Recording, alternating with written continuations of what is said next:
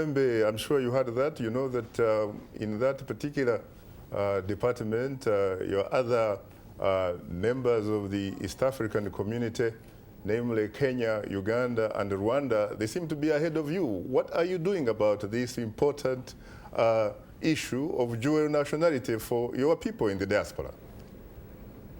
Shaka, thank you very much for your very pertinent question that is coming at a very ripe moment. First, let me hasten to say how appreciative I am to Dr. Mbilinyi for the best answers she's giving to you and through you to Tanzanians. I'm so delighted. Now, with respect to the dual nationality problem, if I can call it so, the fourth-term government under President Jakaya Kikwete and myself, we are championing this war to make sure that by the end of our term, or before the end of our term, the Tanzanians that now number almost 1.5 to 2 million worldwide should be able to attain the dual citizenship. This would give them the opportunity to educate their children. It would give them the opportunity to get white-collar jobs. It would give them the opportunity to access health centers at almost zero or a very minimum costs. It will enable them to come to Tanzania and go back, and it will enable them to send remittances to Tanzania to help their cousins, their fathers, their grandmothers, their brothers and sisters, so that we can together develop. And so we have realized since 2007 that this is the challenge that we must face and resolve, to provide the Tanzanians who are living outside with the opportunity to have dual citizenship, meaning that we should allow Tanzanians who are outside to get citizenship for whatever reason and not stripe off, to use your word, of their original citizenship, that is original nationality of Tanzania. We are working on it. And I can add to you that this matter has now received the new union treatment. That is, we have formed a department in mainland Tanzania. We have also now formed a department in Zanzibar under the office of the President of Zanzibar, because this is a bipartisan approach, a bipartisan issue in the union. And we are now gaining the momentum, and we are getting sufficient support in the parliament and the Zanzibar House of Representatives, where we will officially launch this matter. But for the two cabinets, this matter is now almost being concluded before we send it to the two parliaments for endorsement. And then there is a constitutional debate coming, and we are proposing, the foreign ministry that is, we are proposing to carry this forward in the constitutional debate so that it is constitutionalized, to allow Tanzanians living overseas to enjoy double citizenship, and so in that way to let them access their country and join their countrymen in the overall strategy of economic development. Ndugu Membe, your country has the distinction of having played a very distinct, very significant role, at least in the liberation of Southern Africa.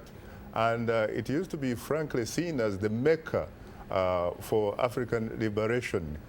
How come that all of a sudden you are not able to embrace your own sons and daughters, and it has taken you this long, really? Look, first of all, let me appreciate the role of Tanzania in liberation. You know, from 1963, we have become the headquarters of the liberation struggles in the continent, and all liberation movements had to pass through Dar es Salaam, get the input and the injection from Mwalimu Nyerere and his colleagues for them to go back home and fight to independence. And we shed a lot of blood in many countries of Southern Africa, as you know. Now, with respect to the dual citizenship issue, as I've said and alluded it when you asked me, this is a union matter.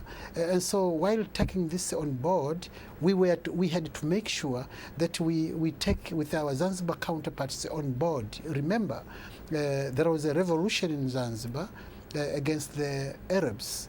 And remember that there are so many Zanzibaris outside Zanzibar who have become citizens of other nations. Now, our primary duty in this cause is to educate the masses in both parties, in both parts of the union, that there is nothing wrong to grant these people the freedom to have their citizenship outside, while at the same time maintaining their birth nationality. And so it's education, it's mobilization, it's getting our houses together before we take the action. So it's better late than late, than never. I see. So we are taking step after step in order to make sure that we take this matter on board with our counterparts in Zanzibar, and it is tasking. Talking about Zanzibar, of course, we should perhaps point out that the man that in fact liberated the Zanzibari Africans was a Ugandan man by the name John Okello, himself of course later disgraced and headed for the nearest political tall grass in his homeland of Uganda. What about after dual nationality? What are you going to do in order to make sure that the people in the diaspora can participate actively, for example, in elections back home? Good question, Shaka. You know, one reason why we are highly concerned and pushing this matter to the margins is because we would like the diaspora to really take part in the elections back home. And how do they do that? They can only do that once, they are recognized as Tanzanians overseas.